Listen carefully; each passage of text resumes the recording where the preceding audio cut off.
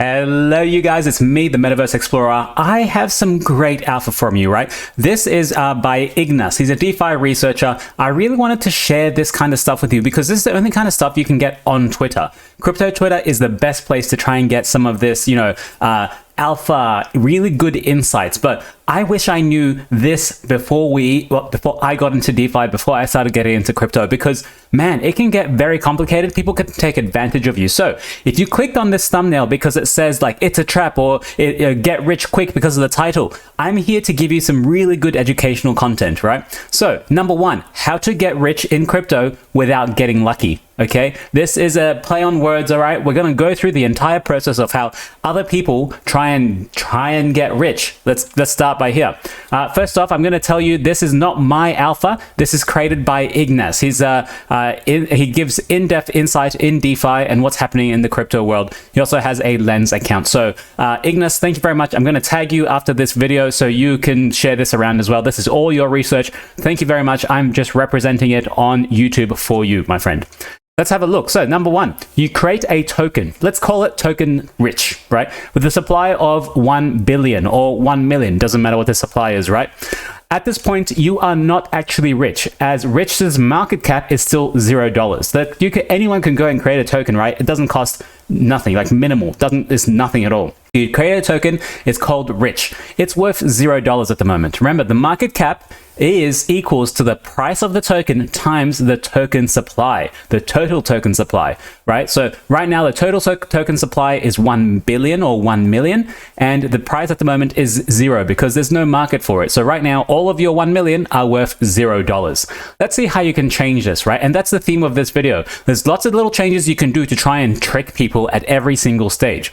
Number three, let's create and deposit 1 Rich and 1 USDC into a Uniswap pool or a Serum pool, any other pool, any AMM market out there in crypto at all, okay? You put 1 Rich and 1 USDC into that pool, or you put 10 Rich and 10 USDC. It doesn't matter, as long as there's a 1-to-1 ratio, right? So all of a sudden, this creates a price for Rich worth 1 USDC at 1 billion market cap, because guess what? There is now a market for it that says 1 Rich is 1 USDC. So by default, all your 1 billion Rich is also worth 1 billion USDC, technically, right? But really, that's not true, okay? So congratulations, you are now rich because you have $1 billion, right? Is that right? You tell me, is that right? In fact, no. You just became a paper billionaire, and there's lots of these people out there, paper billionaires. They have tokens that look like they're worth something, but if you go and exchange them, nah, they're not worth anything. What you need to actually do now is you need to convert your paper money into hard cash, because there's no point having it on paper. I can write down on a piece of paper, this is $1 billion. I can write down on a piece of paper, but who's actually going to accept that and give you a chicken for it, or give you an iPhone for it, or give you like anything for it, right? What's the value of it? So what do you have to do? You have to make Rich a liquid asset, okay? This is where it starts getting a bit more complicated for you guys. No one will buy Rich from you if there's no trading volume, okay? People don't have a trading volume. They're like, no, where is this coming from? Like, no one else is trading it. What am I going to do with it? When I have it, who else is going to want it? Because there's no trading volume. There's no one else around. You start by buying and selling Rich from yourself with as many accounts as you can. This is to distribute the Rich tokens among all the different wallets, right? So it becomes decentralized. Man, this is like great information. I wish I wish I knew this way ahead of time. So what does this actually do? Let's take a look at this graph. What does it do? It distributes all the tokens into different wallets. So it looks like, oh, it's a decentralized token. There's lots of many different wallets that hold this. Oh, okay, there's lots of different market participants who are interested in this. No, not really. It's you and you transferring between yourself in the same market, right? We see lots of tokens that have this kind of similar structure. One wallet that controls like 25, another wallet with 10, and then 15, 20, and then like goes all the way down to 0.001 wallet addresses, because they just like dust a little of a token over here. Let's keep going. Number 6. You now have an asset that has a decent trading volume because you have bots trading, buying and selling between your 2 accounts, all right, or 3 or 4, 100 accounts. And the token price goes up and down a little bit depending on the prices that your bots are going back and forth at. Good. Now you're doing basic market making. Basic market making. This is like people pay for market making services on their token to make it look like there's enough. there's enough liquidity and enough trading volume. Don't worry though, almost every crypto project or NFT project does this to some extent. There's lots of these guys. They buy and sell and buy and sell. All the NFT projects, 100% they all do this, okay? So you got to be really careful out there. You're coming into this space, and these guys are using advanced market tactics to try and get an advantage of you on you, because like they're trying to show you that there's trading volume, but really it's just themselves trading between themselves. Right? So the problem with this is wash trading, and it's easy to spot, right? For example, this Mine token on a top 20 exchange has 2.2 million in 24-hour trading volume. Mine is, I think, one of the tokens from the Terra ecosystem, but +2 and a -2 def liquidity is 0%. So either 2% below and 2% above the actual price of the token, there is no volume. Okay, so there's no one actually in that space. Everything is far away, way far away. And the spread between these is willing to buy and sell is 4.85. So man, you're going to have to pay a nearly 5% premium to buy or sell, because there's no liquidity in that little tight range there. It's hard to cash out this way, right? Let's have a look at this image as well. So this is the same thing that I was talking about, Mine USDT. The price is 10 cents. The spread is 4.85. Jesus Christ, the spread is huge. You go to a Bitcoin market or an Ethereum market, the spreads are so super thin, because it's actually real spreads, right? The spreads are so thin because I want to buy it at this price. You want to buy it at that same price. It's so small. With this one, there's no spread. The spread is huge. Spread is huge. Okay, let's keep going. So high trading volume doesn't make rich token liquid, or whatever token you named it liquid, but it's a good start, right? Maybe a few traders will notice Rich on Dex tools and buy it anyway. Be like, oh, what's this new coin? Oh, there's lots of wallets holding it. Oh, there's some trading volume. Oh, I might get a little bit of it just in case, just to speculate, because, you know, I'm a degen. That's what we do. We try to get rich by getting lucky.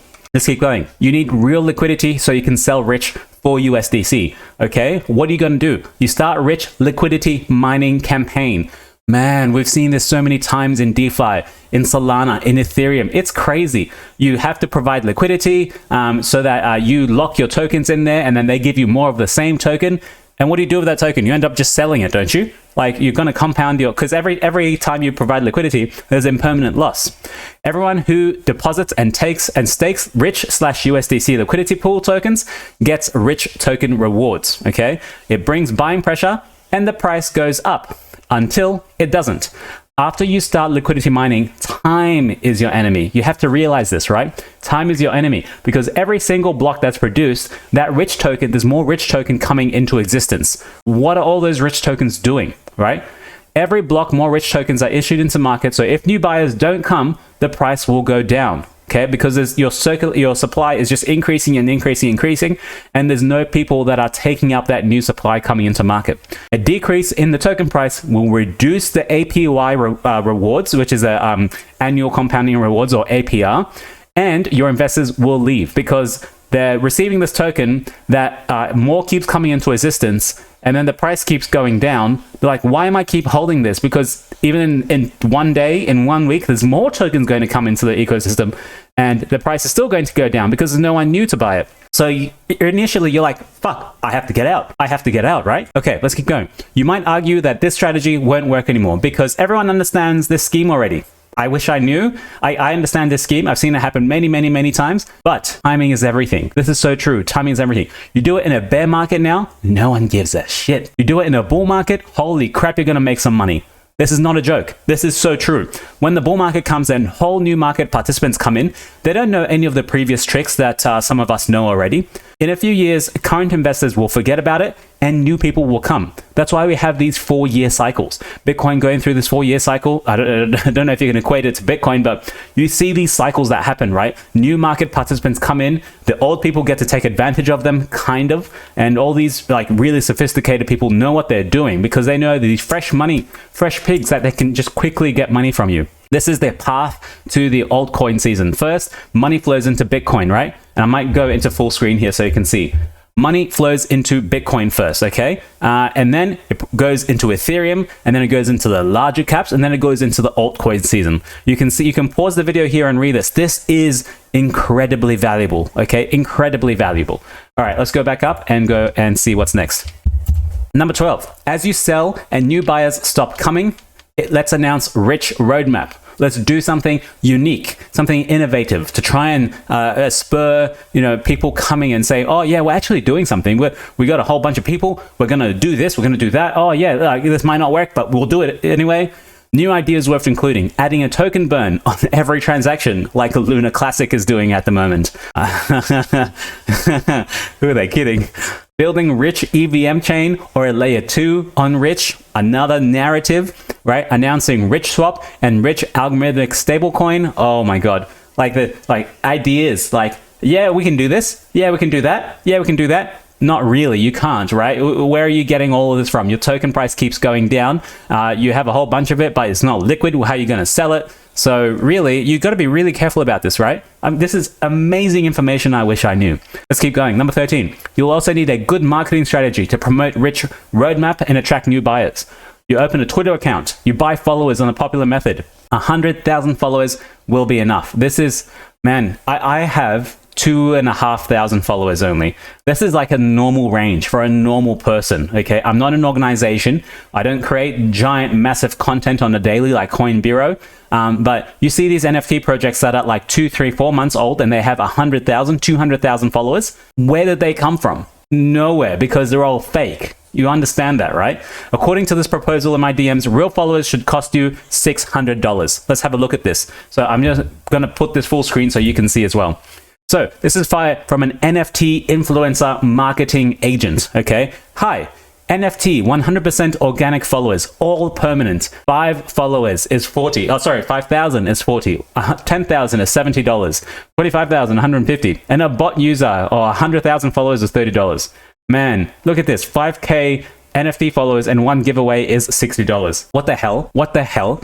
Let's look at the next one, shall we? The next one here. This is from a Cryptonomics. I don't know, it's blurred out, of course, right? And remember, this is not a blue tick mark, this is a white tick mark, okay?